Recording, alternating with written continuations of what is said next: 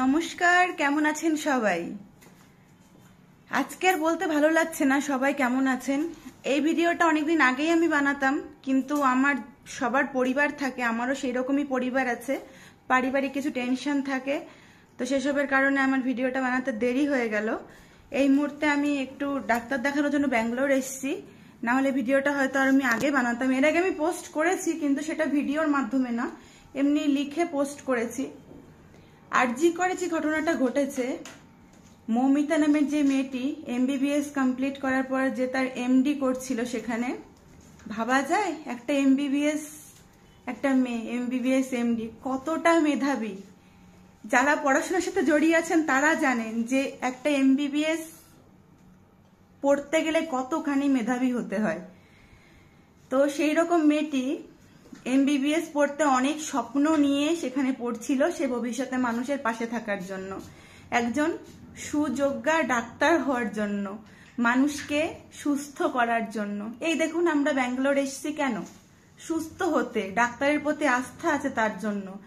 একটা ডাক্তারের কতখানি স্ট্রাগল হয় সেটা পরিবারে যদি কেউ ডাক্তার থাকে তারা জানে যে কতখানি একটা ডাক্তারের স্ট্রাগল থাকে, কতখানি পরিবারকে সময় দেওয়া যায় না, এটা জানি। আমার জামাইবাবু ডাক্তার একজন, সে একজন এমবিবিএস এমডি, সে তার পরিবারকে কতটা সময় দিতে পারে সেটা আমিও জানি। কতটা টাইম আমার দিদি তার ছেলে মেয়েকে একা মানুষ করছে সেটাও জানি।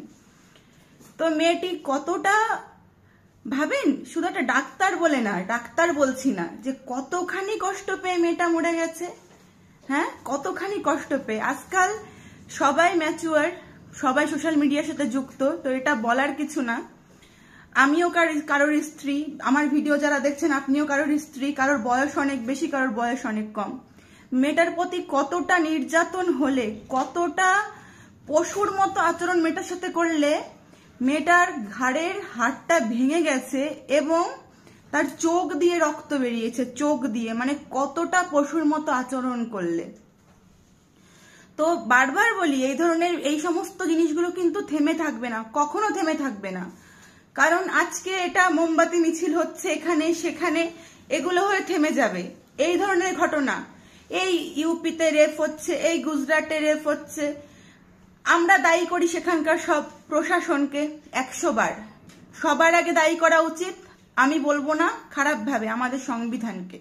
আমাদের সংবিধানের আইন পরিবর্তন করার দরকার। শুধু রাজ্যের সরকারকে দোষ দিলে হবে না, অবশ্যই তাদেরও কিছু খামতি আছে, কিন্তু শুধু তাদের দোষ দিলে হবে না, সংবিধান পরিবর্তন করার দরকার। আমি আমার স্বামীর ব্যবসায়িক সূত্রে দুবাইতে থাকি, মানে সেটা একটা গালফ কান্ট্রির মধ্যে, সবাই জানে ওগুলো ইসলামিক স্টেট, দুবাই, কাতার, বাহারিন, সৌদি আরব, এগুলো। সেখানে যদি একটা রেপের শাস্তি আপনারা জানেন, গায়ের কাটা আপনাদের শিউরে উঠবে, এত কঠোর ভাবে তারা শাস্তি দেয় যে পুরো দেশ, মানে তাদের তো খবর অত পরিমাণে বাইরে বেরোয় না, মানে তারা গণতন্ত্র, তাদের দেশ নয়, তাদের রাজতান্ত্রিক দেশ। তো আমাদের এখানে কিছু একটা হলে যেমন আমরা চট করে একটা ফটো তুলে ফটোটা আমরা পোস্ট করে দিতে পারি, কিন্তু সেক্ষেত্রে কিন্তু দুবাইতে বা সৌদিতে কিন্তু এরকম কিছু হয় না। তো কতটা কঠোরভাবে, কতখানি কঠোরভাবে যে শাস্তি দেওয়া হয় ভাবতে পারবেন না, মানে অভাবনীয়। তার জন্য কেউ যদি ওরকম ক্রাইম করতেও যায় না, শিউরে ওঠে, কোনো মেয়েকে রেপ করতে যাব শিউরে ওঠে। তো আমাদের সংবিধানেও এইরকম ভাবে শাস্তিটা দেওয়ার দরকার যে, মানে কি বলবো, ও মানে রেপ করবো এটা ভাবার আগে যাতে পেচ্ছাপ এমনিতেই প্যান্ট মানে প্যান্ট ভিজে যায় তাদের, যে কাউকে রেপ করব। আর কিছু কিছু ছেলে আছে না, যারা তোমরা খুব প্রতিবাদ করছো, এ করছো তা করছো। আমি যখন হাওড়াতে পড়তাম, যখন আমি হাওড়া স্টেশন দিয়ে যেতাম, যখন হাওড়াতে প্রচুর ভিড় হয় হাওড়া স্টেশনে, তখন মেয়েরা যখন নামে না, যখন মেয়েরা নামে, মানে যখন লোক নামে, প্রচুর একটা ঢল নামে। ধরুন ব্যান্ডেল লোকাল ঢুকলো হাওড়াতে, কি শেওড়াফুলি লোকাল ঢুকলো, কি তারকেশ্বর লোকাল ঢুকলো হাওড়াতে, আর আমি থাকতাম বালিতে, তো বালির থেকে আমি হাওড়া অবধি যেতাম। প্রচন্ড পরিমাণে মানে ভিড় হয় স্টেশনে। তখন বিশ্বাস করবেন না, এত অসভ্য লোকজন, ভদ্র সভ্য ছেলেরা যারা একটা ইঞ্জিনিয়ার র্যাঙ্কে কাজ করে, কি ভালো র্যাঙ্কে, মেয়েদের যে সমস্ত, মানে মেয়েদের বিভিন্ন বডি পার্টসে তার হাত দিয়ে চলে যায়, বিভিন্ন বডি পার্টসে, এত অসভ্য। তো তার জন্য কি করতাম জানেন, যে স্কুল ব্যাগটা ছিল সামনের দিকে ঝোলাতাম এবং হাতে একটা বড় সেফটি পিন খোলা রাখতাম। আমি অনেককে এরকম সেফটি পিন ফুটিয়েছি, অনেককে, যারা এরকম করতো। তো এটা শুধু এখানে নয়, এটা অনেকের মধ্যে এরকম কুকুরের মতো মানসিকতা আছে। যেখানে দেখবেন না, অত আইনের সবসময় প্রশ্রয় নেবেন না, যেখানে দেখবেন, একটা কথাই বলি, মুখ খারাপ করেই বলি, শ্যাটা ভাঙা মার দেবেন ধরে, যেখানেই দেখবেন, কোনো কথা হবে না। এমন প্যাদান দেবেন না যাতে গু পেচ্ছাপ সব বেরিয়ে যায়, সবকিছু বেরিয়ে যায়, এইরকম প্যাদান দেবেন যেটা বলার মতো হবে না। যারা আজকে বলছে না মেয়েদের লক্ষ্মীর মতো তৈরি করবেন না, মেয়েদের কালীর মতো তৈরি করবেন, জানেন তারাই আবার আপনাকে চুপ করতে বলবে। এই রিসেন্ট আমাকে একটা ছেলে এত বাজে বাজে SMS করেছে, তার বাড়ি হচ্ছে বলিদাপুকুর, একদম বাস স্ট্যান্ড, মানে ইসের কাছে। ওই ছেলেটা আমাকে ফেসবুকে প্রচন্ড বাজে রকম ভিডিও পাঠিয়েছে, যা মানে কাউকে দেখানো যায় না। যখন খোঁজ খবর নিয়ে, তখন আমি দুবাইতে ছিলাম, যখন খোঁজ খবর নিয়ে জানা গেল যে সে, তার বাড়ি বলিদাপুকুরে এবং আমি লোক পাঠিয়েছিলাম তার বাড়িতে, এবং সে ক্ষমা চেয়েছে বলে তাকে ছেড়েছি, নাহলে তাকে ছাড়তাম না। সে অনেকভাবে ক্ষমা চেয়েছে, কান্না করেছে, আমার বরকে SMS করেছে। যদি আমি ওই ছেলেটাকে কোনো শাস্তি দিতে যেতাম না, যদি আমি 10-12টা মেয়ে ছেলে নিয়ে তার বাড়িতে যেতাম, তখন আপনারাই বলতেন ওই দেখো মেয়েটার বেশি বাড়াবাড়ি, মেয়েটা বা বউটার বেশি বাড়াবাড়ি, বউটা তার বাড়িতে গেছে ঢং করতে। এটাকে ঢং বলে না। আজকে যদি ওকে আমি শাস্তি দিতাম না, লোকে ভাবতো ও একটা মাস্টারের ছেলে, কিন্তু একটা অমানুষ। ওর বাড়ি বলিদাপুকুরে, তোর নামটা নিচ্ছি না, ও একটা অমানুষ। এইরকম অমানুষদের শাস্তির দিন। যে সমস্ত মেয়েরা সোশ্যাল মিডিয়ায় বাজে কোনো কিছু শিকার হন না, সাইবার ক্রাইমে গিয়ে কমপ্লেন করুন, বা যদি আপনাদের যদি একটু পারিবারিক একটু সোর্স থাকে, ভালো সোর্স থাকে, খোঁজ খবর নিয়ে বাড়িতে গিয়ে ঠাই ঠাই করে বললাম সেটা ভাঙা মার দিয়ে আসুন, তাহলে ঠিক হবে।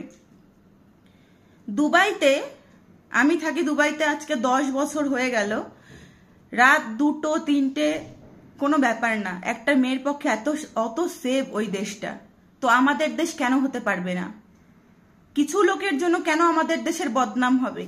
এই যে খবরগুলো বেরোয়, মনে হয় না যে সারা বিশ্বের কাছে আমাদের দেশ ছোট হচ্ছে? হ্যাঁ, তো তার জন্যই বলছি আপনারা মিলিত হন। আর যেখানে বাসের ট্রেনে মেয়েরা দেখবে না যে উল্টো পাল্টা বডি পার্টসে হাত দিচ্ছে বা কিছু করবে, হাত মুচড়ে ধরো, ঘুষি মারো, নাকে মুখে ঘুষি মারো। ওই জন্য বলি বেশি ডায়েট না করে একটু খেটে একটু স্বাস্থ্যবান হও, যাতে ঘুষি মারা যায় নাকে মুখে, সেই রকম তৈরি হও, না হলে এইরকম ঘটনা আরো ঘটবে। আর সম্মিলিত প্রতিবাদ জানাও, যার জন্য সংবিধান মানে পরিবর্তন হতে পারে। এবং রেপের সাজা কি হলো, মেডিকেল টেস্ট হলো, রেপের সাজা হলো, তাকে এমন শাস্তি দেওয়া হোক না তো শিউরে ওঠে সে। মানে রেপ করার আগে যে 10 বার ভাববে যে কেন আমি এই কাজটা করলাম। তো দেশের আইন পরিবর্তন হওয়ার দরকার। আর মেয়েদের বলছি, লক্ষ্মী হয়েও না, মুখ তৈরি করো, মুখ না তৈরি করলে না বাঁচতে পারবে না। আর আজকাল তো একটা কথাই আছে, মেয়েরা মেয়েদের শত্রু, সেটা নিয়ে তো বলার কিছু নয়। যে বললাম, আমি যদি বলিদাপুকুরের ওই ছেলেটাকে কিছু বলতে যেতাম, তখন দোষ হতো, ও মা দেখো ওই বউটারই মনে হয় কোনো কিছু, ওই বউটা কেন কি জন্য কে শাস্তি দিতে গেছে।